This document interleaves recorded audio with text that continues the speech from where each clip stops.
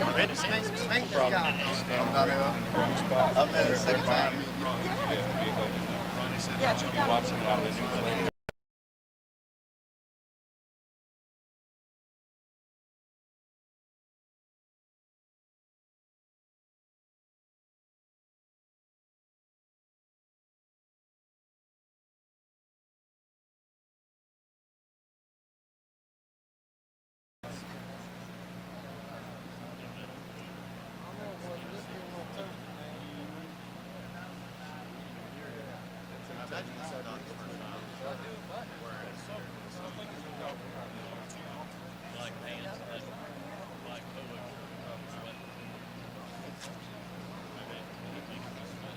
Probably looking some for this for some might be shirts. They're probably really. We're in layers. I'm saying, well, yeah. No, now get it. There we go. Oh, man.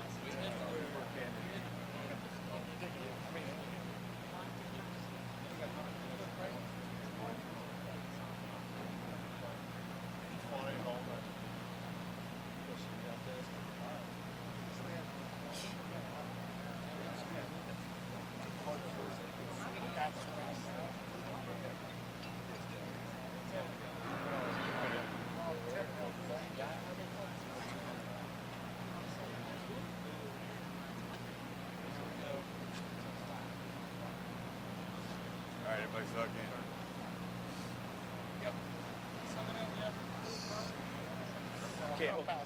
I can't hold my breath that long. I'm just too fat.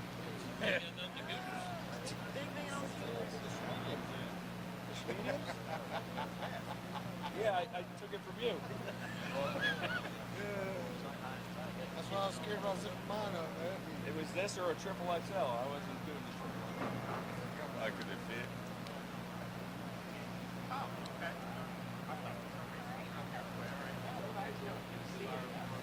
How are you? Hey, great to see you guys. Good to see you. I appreciate you. Good to see you again, sir. Thanks so much. Yeah, thank you. Thank you. Great to see you. Thanks so much. Good, good, good. Glad you Great joined to us. see you. How are you doing? Thank you. Sure. How you doing?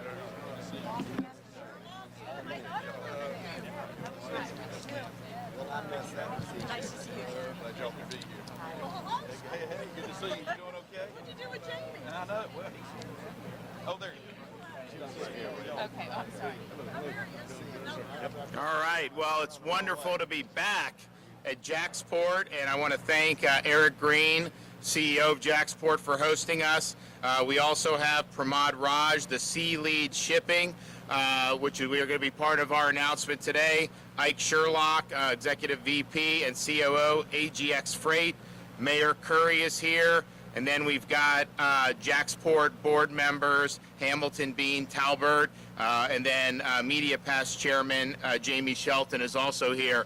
So we're excited about the progress we're making with our seaports. As many of you remember, we did a big event here a few months ago, and we've had great progress since that event. But before I get into that, the federal labor department and some of those bureaus that do the economic statistics actually went back and looked at 2021, and they revised some of the statistics from what we had been getting as the year went on.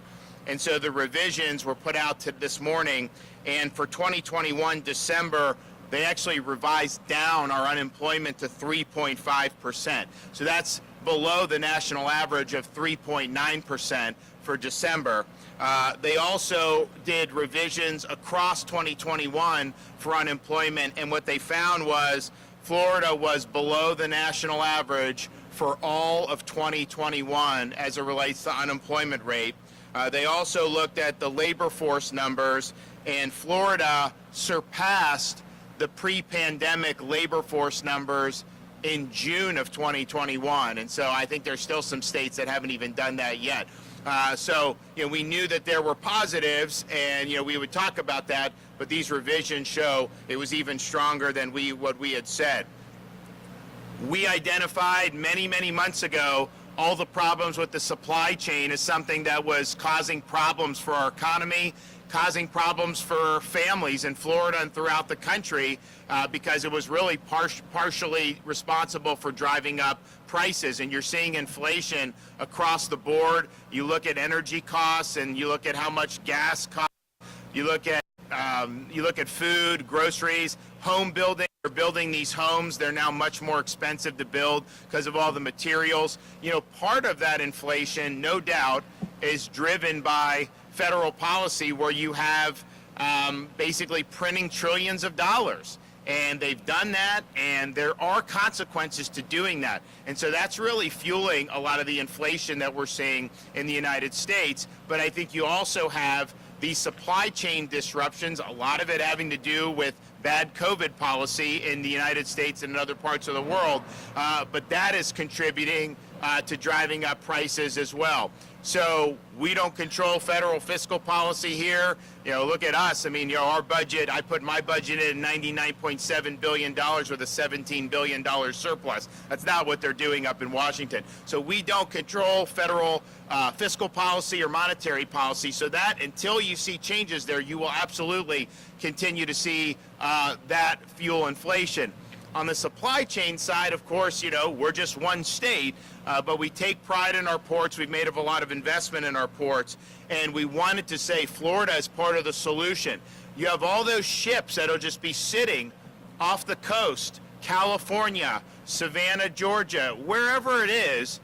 We said we had capacity here in JAXPORT and in our other ports, and that we stand ready to assist to make sure that goods are getting to market. We're also proud of our rail capacity, and we've done more in Florida than anybody to put a premium on training more truck drivers. You look at the expansion of commercial driver's license programs, it's been really, really significant. And the people that are going through those, you'll get not only you in high demand, they're giving signing bonuses out for truck drivers. They're giving $15,000 bonuses. So it's a good time to be looking to training for those jobs. So we did the big event. We said, we have capacity. We want to work with you. And immediately, all these ports started fielding phone calls from different companies who are looking for solutions. And there's a lot that goes into this, of course. But JAXPORT, I think, was one of the first to have ships rerouted to Jacksonville, and we've seen success at all these other ports. So, for example, Port of Miami, major increase in cargo in 2021, and a lot of the additional cargo is attributed to imports that are coming from Asia that would normally go to California, but they're coming to Florida because they know they can operate efficiently. At the Port of Tampa, container tonnage increased 14% in the first quarter of this year, 2022, with huge jumps in building materials, specifically huge increase in steel, huge increase in lumber. Port Everglades, 11% growth year over year, and they're up 25% year to date. Port Manatee, first quarter of 2022, showed a 15% increase in short tons. Wood products that would normally go to the West Coast have been coming in to Port Manatee instead. And so this is something that we are helping with this. Florida ports are stepping up. This is obviously good for our economy, and it's good for these ports, but it's also good for the larger economy, because you'd much rather have them bringing goods to JAXPORT or Port Manatee than having them sit somewhere where they're not able to go. And so we had a lot of people that have cited what we did to publicize this as one of the reasons and the impetus for them doing that. And we're seeing results. And today is further proof of those results. So today, I'm proud to be able to recognize and announce that Sea Lead Shipping will be moving part of their operations from California to the wonderfully efficient and less congested JAXPORT here in Jacksonville, Florida.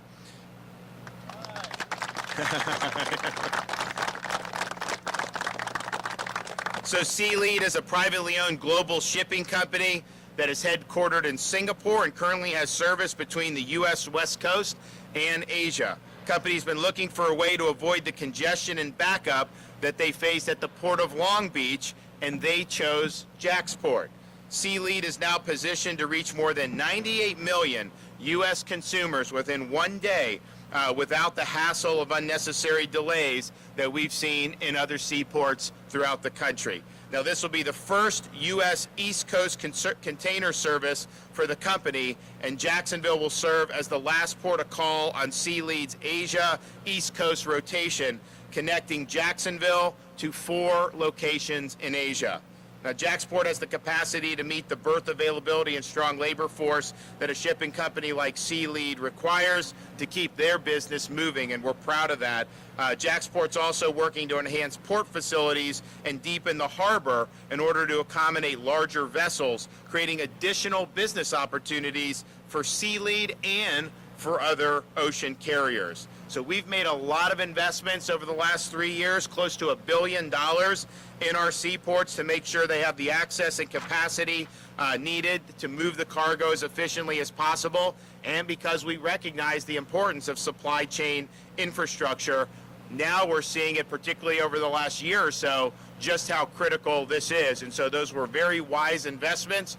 They're paying off, and we want to make sure that we do more. So I just want to say I'm excited to be here for the announcement. I don't think that Sea could have picked a better place than here in JAXPORT, and I know that this is going to be the beginning of, I'm sure, a very productive relationship. So Eric Green, CEO of JAXPORT, you want to come up?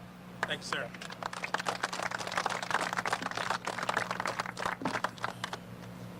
Thank you, Governor DeSantis and the Florida Department of Transportation for your longstanding support of JAXPORT. I want to thank our board, Chair Wendy Hamilton, Treasurer Daniel Bean, Secretary Brad Talbert, and our immediate past Chair Jamie Shelton for joining us today, and Mayor Lenny Curry for your support. I also want to recognize all the JAXPORT employees and port workers for the hard work and dedication that has kept cargo moving seamlessly through JAXPORT. JAXPORT is Florida's largest. JAXPORT is Florida's largest container port and one of the top 10 container ports in the nation. Thanks to the support of our state leaders, JAXPORT has continued to grow methodically over the years, serving the needs of our customers without experiencing the growing pains that add to the supply chain disruption. The JAXPORT team spent the past few days in California meeting with global shipping companies and manufacturers of consumer goods. Let me just say, Governor, that all eyes are on Florida ports. We are incredibly grateful that Sea chose Jacksonville as one of the ports on their first U.S. East Coast service. The shipping line is expanding from the West Coast and will take advantage of our 47-foot harbor depth. This announcement is proof of what we have known all along. JAXPORT is a major player on the United States East Coast. Our soon-to-be deepened harbor and modern efficiencies provide solutions for businesses like Sea that are working to meet the nation's supply chain. By positioning Jacksonville as an alternative gateway on the East Coast, we are creating more jobs, economic opportunity, and supply chain security for our region and state. Governor DeSantis, your visit to JAXPORT last fall put JAXPORT and our efficiencies on the world's radar. Because of the investments that have been made in our port, we are ready to answer the call. And it worked. Jacksonville is a solution to the nation's port congestion problem. I believe, let me rephrase that. I am sure we will have more good news like this in the coming weeks. JAXPORT is open for business, and this industry is responding. Thank you for joining us today. All right, thank you. All right, Mr. Raj, come on, we're happy to have you. Hi, everybody. I just want to thank the governor, Jacksonville Port, and the whole of Florida for welcoming us to Jacksonville. This is an opportunity we've taken, and we want to grow this to a long-term relationship. Not just for the current period, but we want to have this relationship grow as we go along. And it's really a real success because at a difficult time in the West Coast, we were welcomed by Jacksonville, and they're also supporting us in a lot of other ways, which is really a blessing for us at this time. The current situation, we are hoping that we will be able to take this in a long, mutually beneficial relationship with the Port of Jacksonville and the state of Florida. Thank you very much, and we really look forward to this relationship. Thank you. Thanks so much. Okay, Ike Sherlock.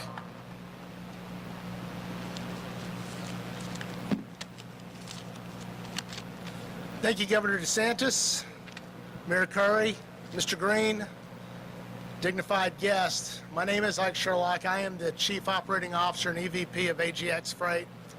AGX Freight is a logistics company, and our corporate headquarters are in Jacksonville, Florida, right here. Last October, I had the privilege of sharing the podium with Governor DeSantis and other dignitaries.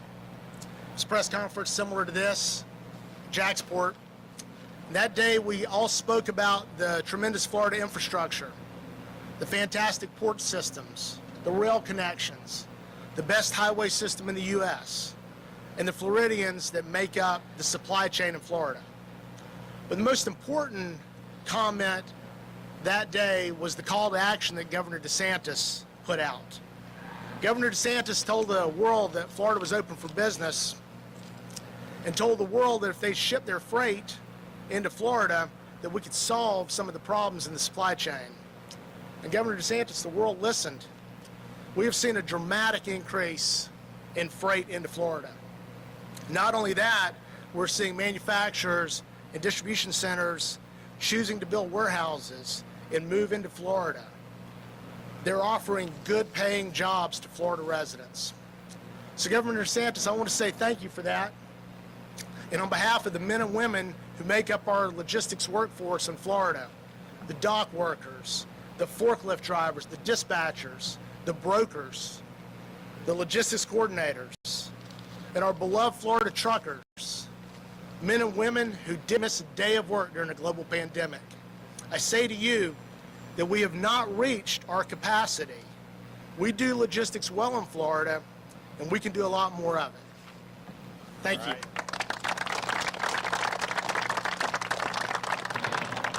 And we will be doing more, and I look forward to having some even more announcements with JAXPORT and all these other ports. And so we're going to continue to do this. I think these investments that we've done have paid off. I think obviously the great work that they've done here in JAXPORT and our other seaports have paid off. And so we'll continue to lead. Look, when all the time over the last however many years, Florida has to lead. So we've led on this. The results are positive, and we're just going to keep on doing it and make sure that we can be part of the solution to a lot of the problems that you see going on throughout the country. Okay, guys? Yes, sir?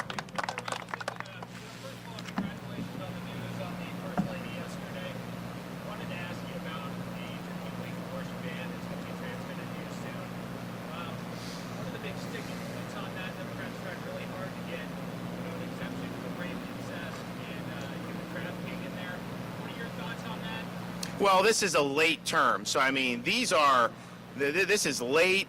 These are protections for babies that have heartbeats, that can feel pain, and this is very, very late. And so I think when you're talking about late term, you know, that's one thing. And so you know, I think the protections are warranted, and I think that we'll be able to sign that in short order.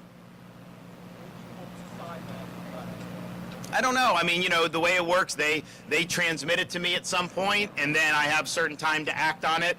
So we'll see. I don't think it goes into effect till July 1st. And at that time, you know, clearly, you know, it will be signed into law by then. And, you know, there's obviously different legal cases that are out there that could potentially shed some light as well by July 1st. Yes, sir.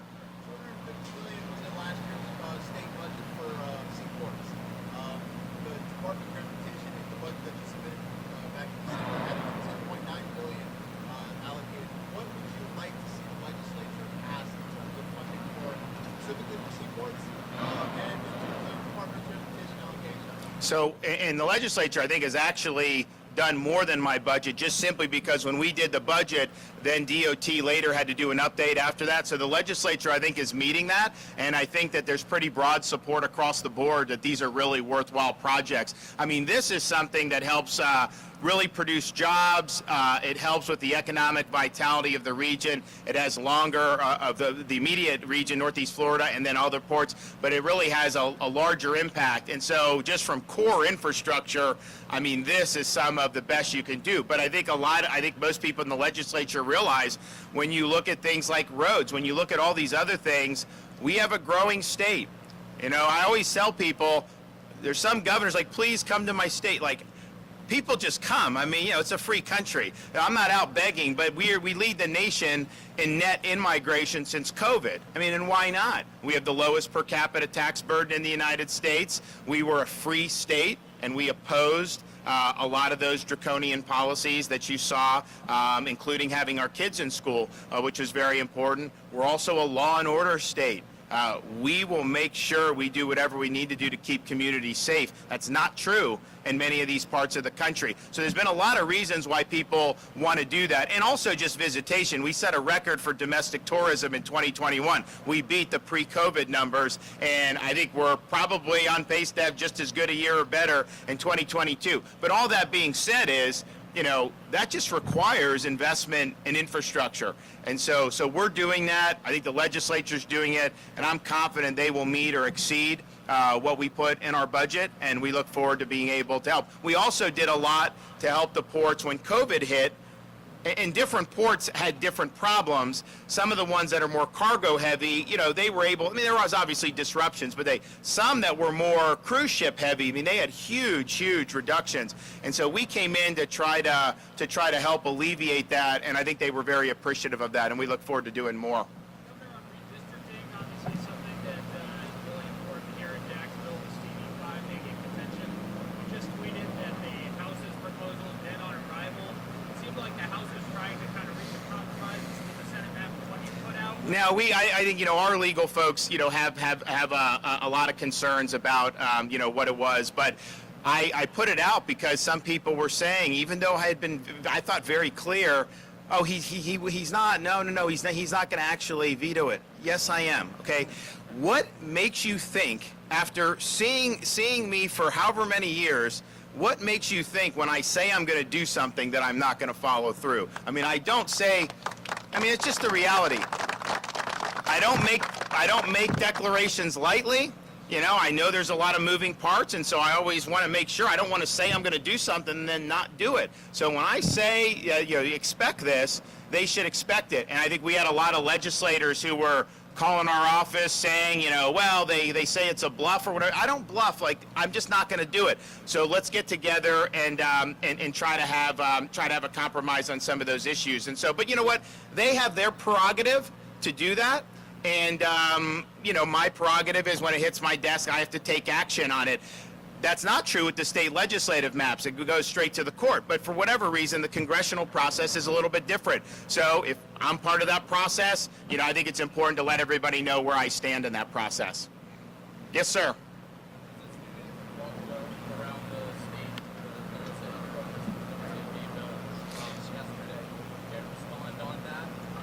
I'm just curious, you call it that. I've not seen that in any of these bills. Where is that coming from? Oh, I get that, but the question is, you know, you're in the news business. Does the truth matter or not? Is that in any of the bills? Yes or no? I understand what you're doing, but and here's the thing, like this wasn't like my legislation. Like I have certain big priorities that we did. This is something the legislature felt strong about. So I start getting asked about this by the media. And I'm just thinking to myself, like, okay, they're getting spun up. I see, you know how this works, right? And I was like, there is no way it's true. And I didn't even look at the bill yet. I just knew it wasn't true. And so you actually look at the bill, and it says no sexual instruction in grades pre-K through 3. And so how many parents want their kindergartners to have transgenderism or something injected into classroom instruction? And so I think those are very young kids. I think the legislature is basically trying to give parents assurance that, you know, they're going to be able to go and this stuff's not going to be there. But there's nothing in the bill that says anything about you can't say or this say. It's basically saying for our youngest students, 4-year-olds, 5-year-olds, 6 years and 7, do you really want them to be being taught about sex, and this is any sexual stuff, but I think clearly right now we see a lot of focus on the transgenderism, telling kids that they may be able to pick genders and all that. I don't think parents want that for these young kids, and so I think that's what they were trying to do. Now, and I think that's justifiable. I think it's inappropriate to be injecting those matters like a transgenderism into a kindergarten classroom. At the same time, if you oppose that, you have a responsibility to be honest about it. What about that specifically? Yeah, you can create a false narrative, you can stage a protest, you can do all those things, but you're not telling the truth about what's actually there. And again, I didn't have a dog in the fight because it wasn't my legislation. The legislature took the lead on it. But when I hear these things and then I look on the paper about what it is, and there's this massive gulf between what it actually says with respect to these very young kids versus what some of these protests in the Capitol or whatever are about, you know, and I get it if you're intentionally just trying to create a political narrative and you know it's not true, but you still do it. That's unfortunately the world we live in. But I do feel that there's some people who haven't read it and who are actually accepting some of the narratives whole cloth. Be very, very careful.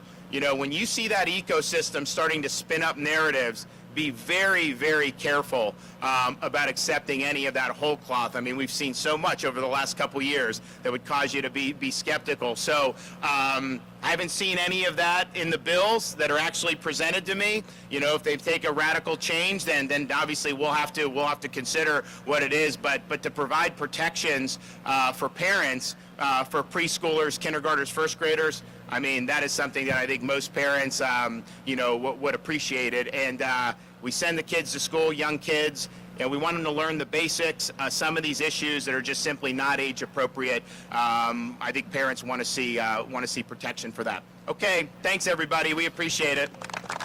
Thanks, guys.